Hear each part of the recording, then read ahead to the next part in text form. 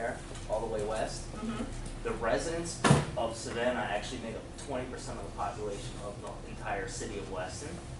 So you would think that they would be potentially responsible for 20% of improvement, correct? They wouldn't be tasked with more, or is that not how Well, they would?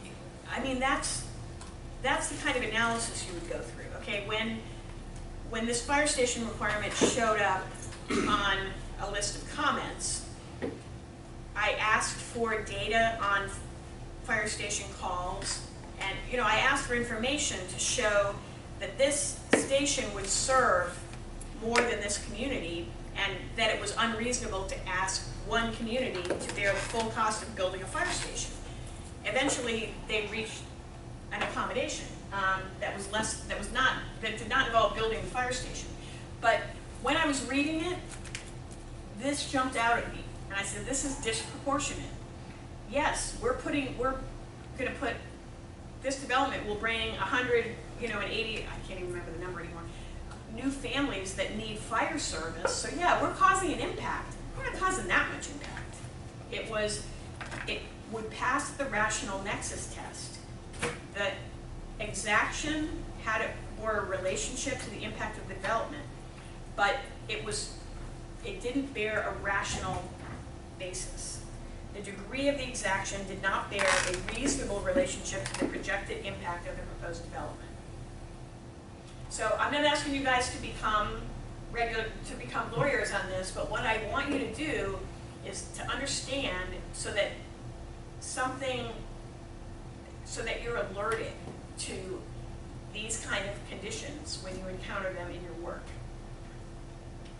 And you can focus on which things can be challenged and which things you just need to underwrite and build it into the price of your project. So, Coons versus St. John's River Management District.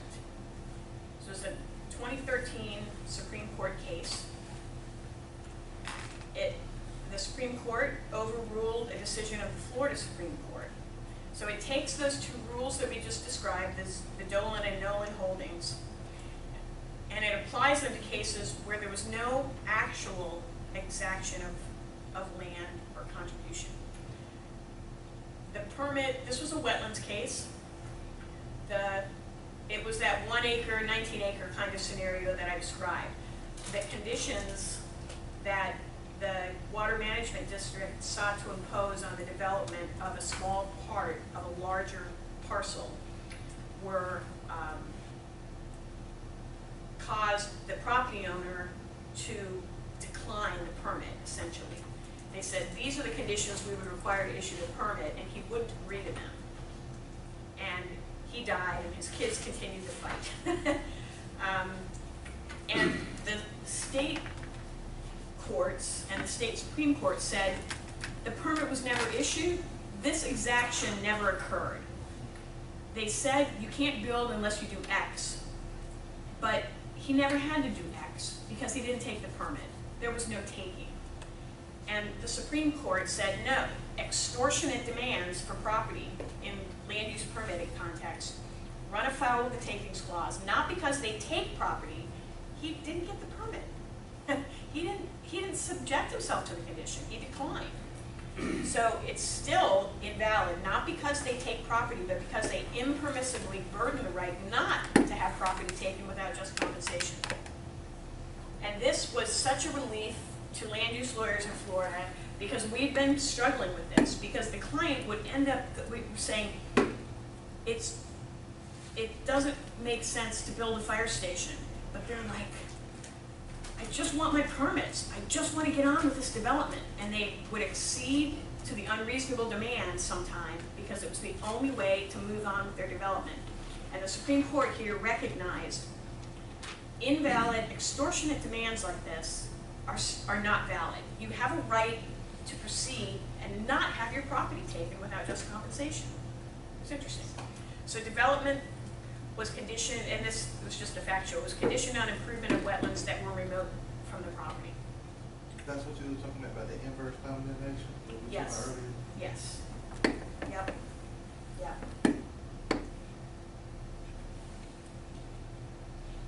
So in understanding regulatory takings, understanding the parameters of land use regulation, what the outside limits of it are, these are the cases that set those outside limits. A two-part test, an exaction. What do I mean by an exaction? It's any condition or requirement that's imposed as a prerequisite to receiving a development approval.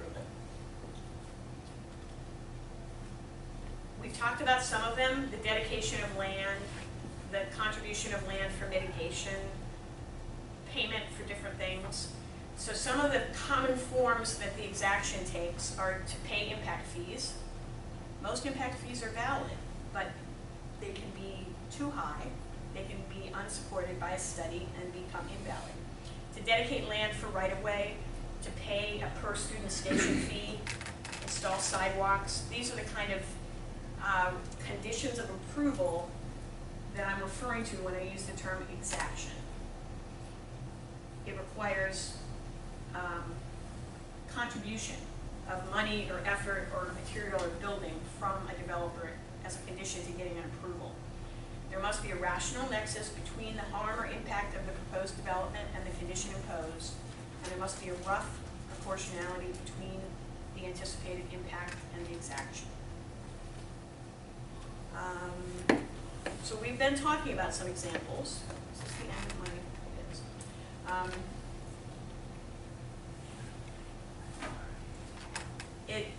the impact fee scenario. Every once in a while, Broward County revises their rates for school impact fees. And before they do that, somebody hires a consultant at the school board to do a study to support the impact fees. And the study involves studying the cost of building new schools, the rate at which new students are being contributed, are being sent to schools, to get to a schedule that says if you build a 3-bedroom house, you have to pay $8,940 in school impact fees, or whatever the number is. But if those studies are flawed, then, and yet the county adopts them anyway and imposes them, then the impact fee ordinance could fail to pass this two-part test, is the example. Can you all think of any examples of conditions to development that would need to pass this two-part test? Turtle glass. Turtle glass. Turtle glass. The turtle tint on the, it's like $8,000 a slider, which is ridiculous, and they enforce that if you live on the beach, you have to have this tint. Okay, so tell me, what is the perceived harm that is being corrected by a regulation that requires you to use tinted glass? That you scare off the turtles. So you. But the turtles then swim to Cuba and get made into soup. I mean, this is realistic. Okay, and what does the requirement that you install tinted glass, does that actually protect the public from the perceived harm that the endangered species of sea turtle is going to be destroyed? Yes, it protects. Okay. Do you think that there's a disproportionate relationship between the cost of the regulation, that is, that beachfront property owners use tinted glass, and the harm? Is it disproportionate? No. Sorry. Also, they pay extra flood insurance if you live in that area. I mean, You self-insure usually. You just self-insure. you have to put up a bond or something? No, you literally, your roof gets blown off, you put it back. Oh, so you won't get coverage, basically. Well, Okay. the storm deductible is so high, and Yeah, it's virtual self-insurance. One regulation in my area that I've seen when you're trying to build a plantation is you have to create drainage for flood water. And I'm saying I've been living here for 20 years and I've never had any flood. Now I want to build and all of a sudden I got to build drainage for flood. So I'm saying but if you don't do it, you're not going to get a permit to do it. And it costs a lot of money. To deal with your drainage. Yes. A lot of these regulations say, notwithstanding, you can always build a single-family home. And local governments do that to try to protect themselves from the takings claim. Because they make the argument, you can use, no matter what, you can put the property to some use, because we're going to allow you to build a single-family home. I mean, sometimes that's enough for the court to say it's not a taking. The diminution in value is not so high that it constitutes a taking, because they've allowed some use. Sometimes it works to save the local government. Anything else? Any other kind of exaction that we want to just analyze the application of the two-part test so that we get a better understanding of it? Next class we bring Any component that makes the envelope of a building, doors, windows, roofs, you have to have a product approval from the state, Miami-Dade County product approval. Windows So- again. Yeah, windows, doors, roofs, so, Okay, and that's a requirement of the building code. yeah. Is the building code a land use regulation? It is. It's kind of like the final tail of the land use regulation process. State comprehensive plan, regional plans, local plan, land zoning regulations, building code. It's like the last checkbox in the land development process. Yes. impact class, for instance. Input. Yeah, that's all part of the NOA, right? Largest Okay. impact. What about this? So there's property, you want to build on property on Fort Lauderdale Beach. And you're surrounded by old hotels that were built before this regulation, but let's not get sidetracked with that. One of the regulations says that you can't cause a shadow on the beach that exceeds a certain period of the day and a certain percentage of the beachfront adjacent to you. Is there a legitimate public purpose behind such a regulation? Is it a single-family residence or? No, it's High-rise. a boutique hotel. Don't we like boutique hotels now? 'Cause It used to be an old Howard Johnson's and it turned to crap, and now you want to build a nice That's in hotel. Pompano, I'm just making Oh. this up. I'm spitballing. right? It would prevent, let's say, sunbathers from enjoying the sun because your building was, Is that a legitimate public purpose? I think so. Well, Do you- If it only allows you to build 3 stories when the zoning regulation adopted by the very same local government says 15 stories? Is there a rational nexus between the regulation, the harm of protecting the public's enjoyment of the beach, and the impact to you that farther down the beach somebody could build 15 stories and you can only build 3 because of the shadow regulation? Need to see the data. Good answer. Any question you ask me specifically, I answer will be intense. So, there you go. The lawyer answered. So that's how these two rules work together. And they're important, and you'll encounter them in your work because you'll read a whole bunch of conditions and they all make sense. And then some of them will jump out at you and say, man, I don't even know how or why the burden of this particular public issue should fall on my project. And it creates an opportunity for you to push back. And that's why I want you to understand it. Yep. there's something going on right now with low-E glass, because kind of like Ben was saying with for NOAs, and they update them every 2 years, you pay the tax. And South Florida, I think it's Broward County and Dade County are trying not to have to update it to use low-E glass because of the fact, Not familiar with this. because of the fact that low-E glass actually at times will keep heat inside the envelope versus allow it to, it's what is it, solar heat gain, to let it out. So you end up trapping hot air and running up costs versus what the original purpose was with low E glass. So there's, Okay, but that's leading me to think of a different example, and again, it goes back to a building code. Let's say you read the building code. The contractor is looking at the building code and a new change to the building code on HVAC systems, air conditioning and heating systems, basically. And as they read it, they're like, you know what? The bottom line is that the only thing you can buy is Carrier. That's the only thing. There's only one brand of air conditioner that's going to meet this specification. Would that specification be subject to challenge? Absolutely. Okay, because excluding other brands does not serve a legitimate public purpose, assuming that there are other brands available That can do the that same. can do the job.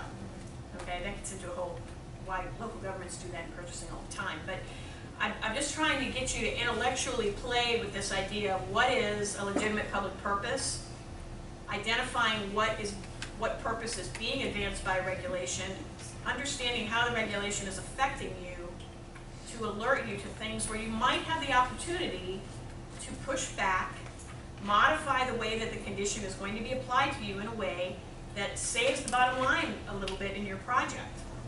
And it's, yeah, you want your project to be financially successful, and that can't happen if what you're paying for are not legitimate public requirements. So seeing them with those eyes, I think, will help you in this business. How can the public go back and see what developers gave up for their project? Like, for instance, Heritage University is expanding.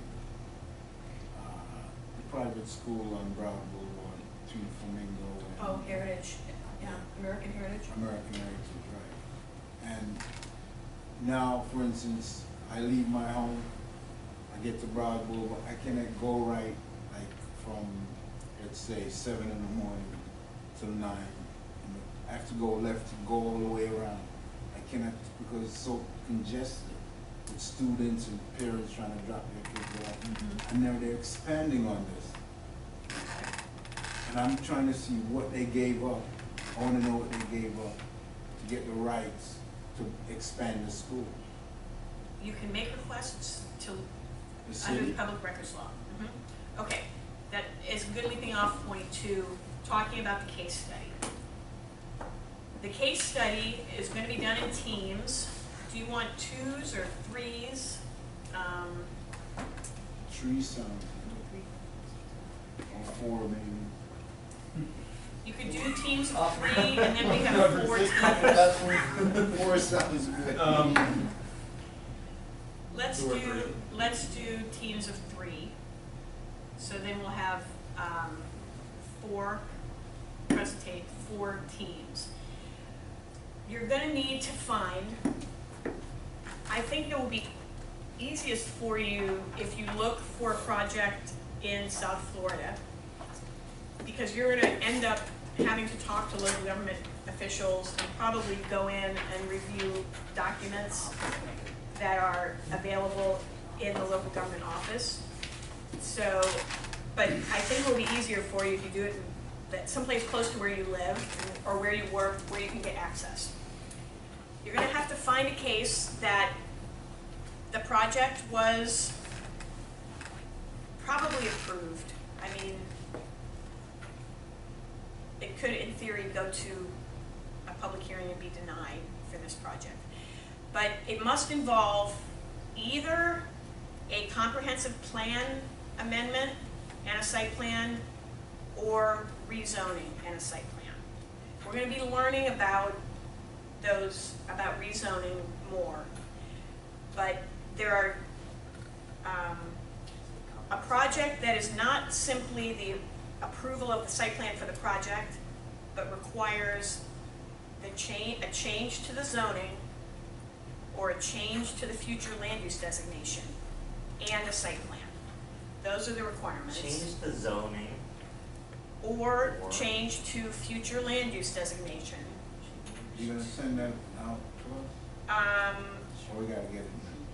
I will. You said private. And it's actually in here. Or send the, Let me look at So these we're sign not off Change conditions. the future land use regulation. thing after? It may be in the syllabus. Inclusive It is, of, it's scheduled, it's in the scheduled assignments D Okay. in the syllabus. The case study project will be done in teams to be determined. You guys can pick and choose. The project will require analysis of an actual rezoning or comprehensive plan amendment for a local development. So the case study subject must include a conceptual site plan and a rezoning or comprehensive plan amendment. So every piece of property in Florida, under this comprehensive zoning scenario that we've been talking about, how do I get to, let me try to show you an example. Can I not get to, I don't have to log in to go out to the public website, do I? Here? No. I can think of one right now. Huh?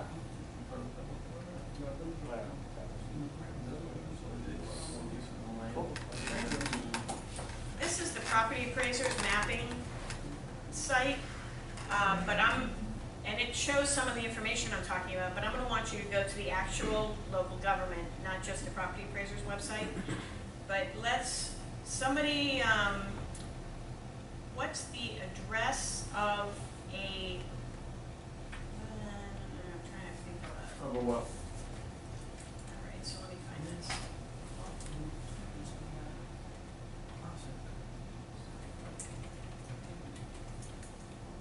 I don't know if it's gonna come up this way. What do you need an address I'm for? trying to show an example of what I'm talking about.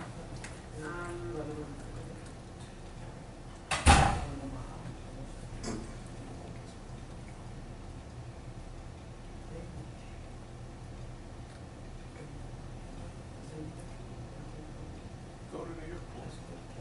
No, that's not a good example for this purpose.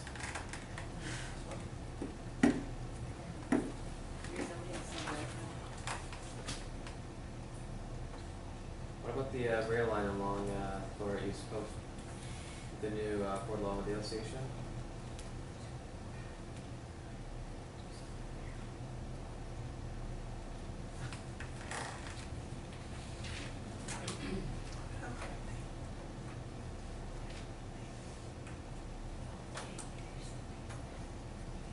Okay, so here's an aerial of South Federal Highway, a few blocks south of 17th Street.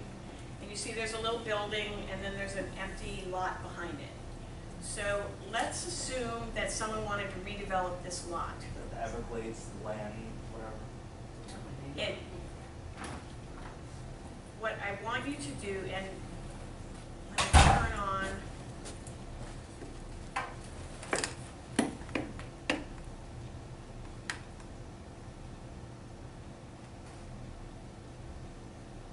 right? See this little indicator right here, B1? What I did was turn on the layer of the map that says, show me the city zoning code. Now, this is, the property appraiser just collects this kind of data from the cities. They're not the official holder of this data. So when you pick a site to study, I'm gonna want you to go to the city documents, the city's zoning map, the city's comprehensive plan, not these kind of, but this is a good way for you to find your site, is to use the property appraiser's mapping. But here, the property has B1 zoning in the city. We turn that off and show you the county land use. It says 60. That means,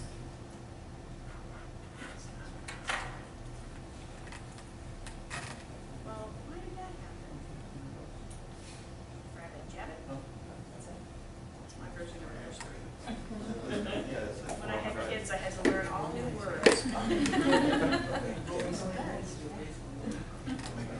Well, I'm not going to bother zeroing in, but I'm just showing you an example that every piece of property in Broward County, it already has a zoning designation, and it already has a land use designation under the comprehensive plan that applies. So sometimes when the project you want to do doesn't fit in existing zoning or the existing land use, part of your approval process is to change it. You want to rezone it, or you even want to amend the land use plan to change it. That kind of approval process is a lot more complex than just drawing a site plan that already fits with the existing regulations, which is why I want you to find a case to study that goes through that level of analysis. So on that little site we were looking at, it was a little commercial building with a surface parking lot behind it. That's prime redevelopment land, because you can a surface parking lot is just begging to be redeveloped, trust me on that. Then it's got B1 zoning, so you have to understand, what does that permit? If what you want to build there is not permitted in B1 zoning, you might have to apply to rezone it to a zoning category that permits what you want. That application to rezone property is subject to a whole set of analysis that is different than just a site plan. So I'm not asking you I'm asking you to understand it enough for the purpose of finding the subject for your case study. It needs to be an approved or considered at a public hearing and rejected and denied project somewhere in Miami-Dade, Broward, Palm Beach County that involved a request to rezone land or change the future land use category, plus the approval of at least a conceptual site plan. The things that you're going to have to collect about the site for the purpose of your case study are, so the project records that include the staff reports, the minutes of the public hearing at which the project was considered. Sometimes they get approved at a board level that's not the full city or town commission. Whatever was the final approval board for the project, you need to review the minutes and then provide some analysis, including the appropriateness of the staff recommendation and the final action. This is all in that sheet. It is, but I'm talking through it because as you're starting to, I want you to start looking, form your teams, and start looking for your site. We're going to spend time in the next class, if you have a laptop, bring it, with you guys showing me potential sites, and I can help you in that research to identify a site that is suitable for this case study. And you guys will work on it together. You'll do that. You can do some of the research in class, and I'll be there to help you, to point you in a different direction and things like that.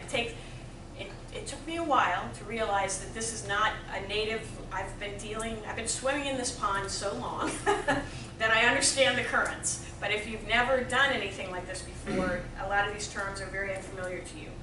So nearly all cities in these 3 counties have websites where the planning department puts information about these regulations, about the maps, the plans, and the projects that are being evaluated by the city at this right now or historically.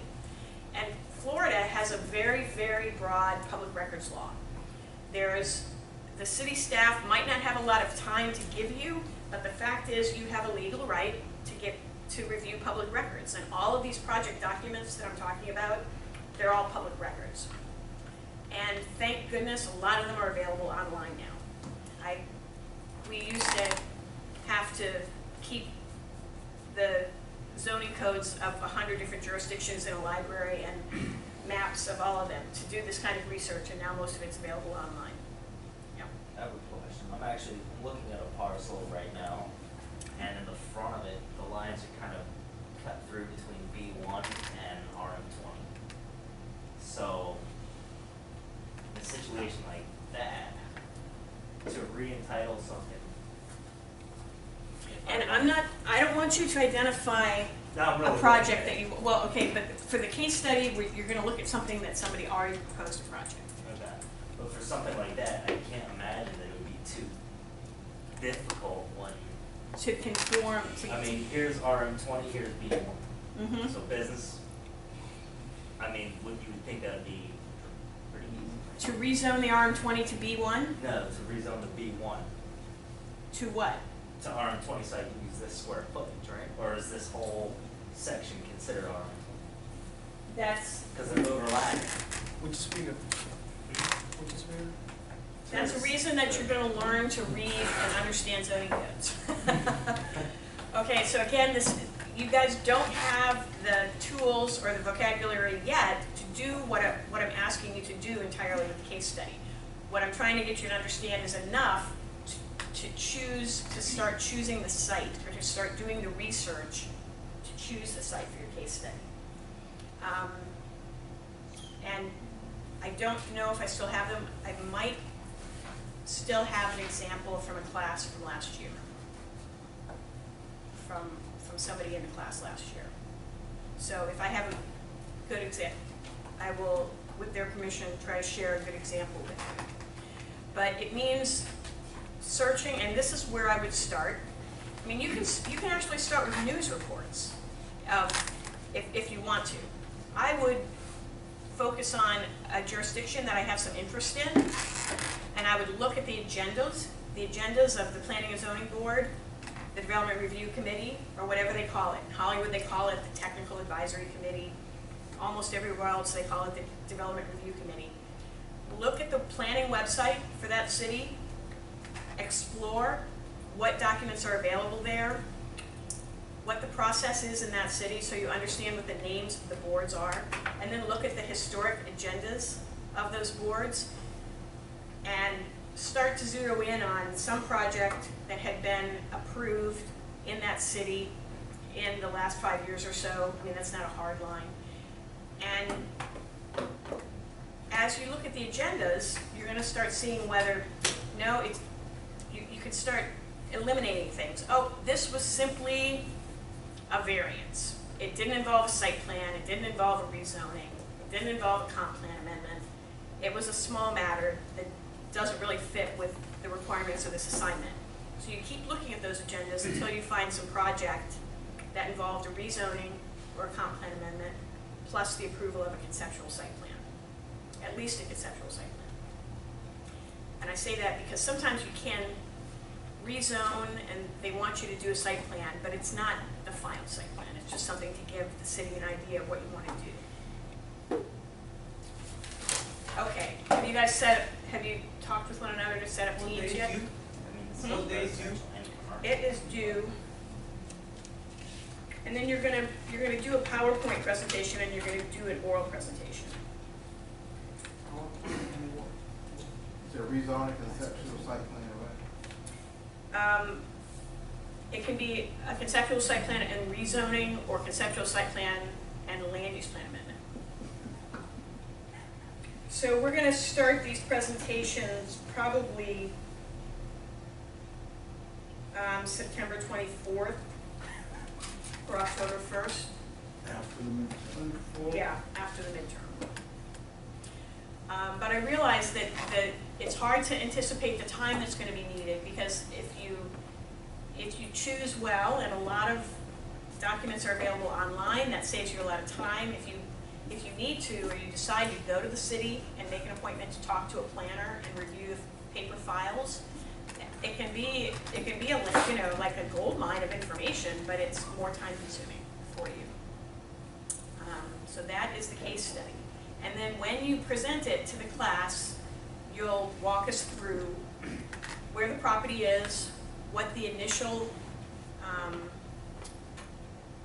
regulatory status of the property was, what the project developer proposed, what conditions were imposed on them, how they addressed the conditions to satisfy the city, if there were neighborhood objections that you learned from the public record, how they were addressed, and then ultimately what the debate was before the public board and what the outcome was. And then a little bit of your own analysis. You know, you might see some conditions, even if the developer acquiesced to them, that you don't think were valid. So that will give you an opportunity to talk about those too. Do you have teams, or are you gonna have it ready? I'm gonna release you. I'm gonna end the class now, so you guys can just talk to each other and firm up your teams. time left.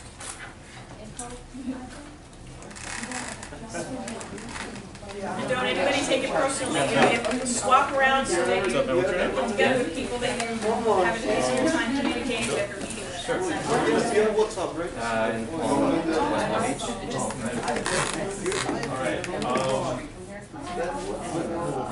What's it gonna be?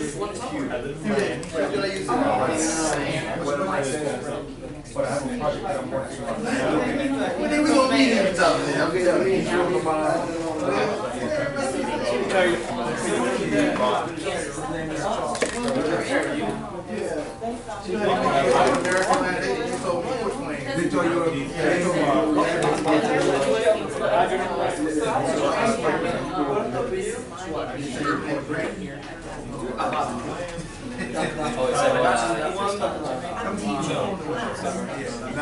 This is the storage.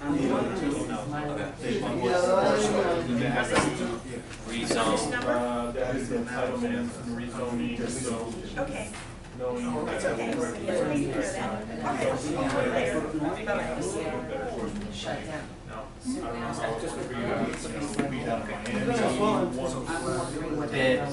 one or two trips down there, or most of the time I kind of work earlier in the week and then in the business week, so that's fine. But like Thursday, Friday, I'd probably be more open. Yeah, pretty good. But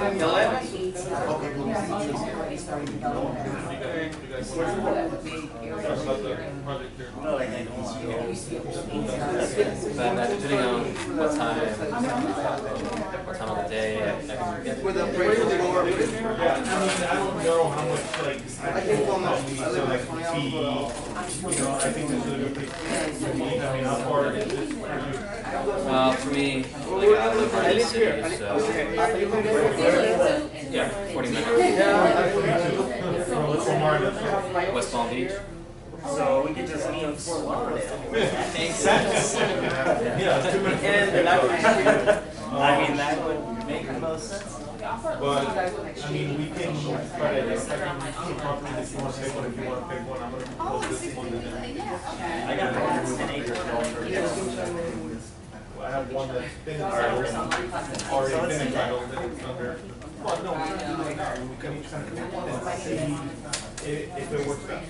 So what works best? The best is PowerPoint. You're really good at PowerPoint. We can figure out how to divvy up, like, you know, preliminary analysis, PowerPoint, we can figure out how we structure that so that. So I don't currently have like any idea for like redevelopment sites. Yeah, you know what other ones I have? I have to see somebody bought a Hopi gas station. And, Yeah, let me, wait a second, no, it was Brownstones. well, this would just be a gas station. So there's that portion of element of remediation too that has to be done and gas tank. Okay, so Thursday, Sarah? I'll talk to them on Monday and see if they're gonna be willing to share all this with them. I don't see why they wouldn't. All right, let me get your,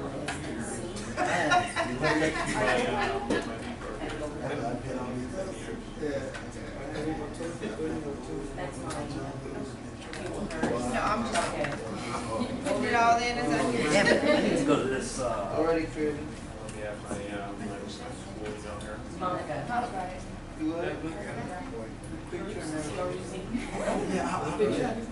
Yes. H. What's your number? We'll connect here. what's your name? Dan? What's that? Dan? I'm gonna start the browser forward the appraisal Sorry? the web Noah. page Noah. for the site. You know. You are unformed. 857 6291.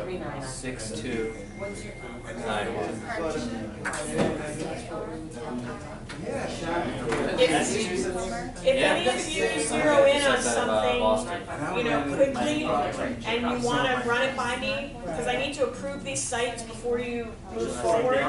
Grant? Send me an email, I can't promise I'm gonna respond to them, you know, immediately, but feel free to send me an email Yep. with a link or something like that to a site that you want to study, to see if, and I might ask you questions or something like that, to see if we can get this approval of the site done as early as possible, so you guys have the maximum time to actually work it So out. the agenda for the next class will be. I don't even know. The agenda is going to be new material, but we'll spend some time also, laptops open, if you haven't found a site yet, doing that research, and I can Yeah, you walk have around approval and party help waiting you. for that. I mean, you can, if you're still looking for a site next week, you can spend some time researching to find a specific site. And again, I'm so accustomed to doing this kind of research online that I forget how unfamiliar it is. People haven't done it. That's why I found it You got me. helpful if you do it, put me on my lead. Thank you. Bye-bye. Thank you. Fuck this guy on Monday, I'll make sure you look at this and I'll try to give you guys the Thank you. hey, this is the keys, oh my god. No, just do the reading. And, It's all first Gonna be here next Saturday? No. Will not be here. It's in the, did you get the syllabus by I already email told from me? her, so. It's in there. It's in there. I'll send you my business card. And I tend to treat this more like a law school class where there's no test, there's no tests or quizzes except for the midterm and the final. So it's up to you to keep up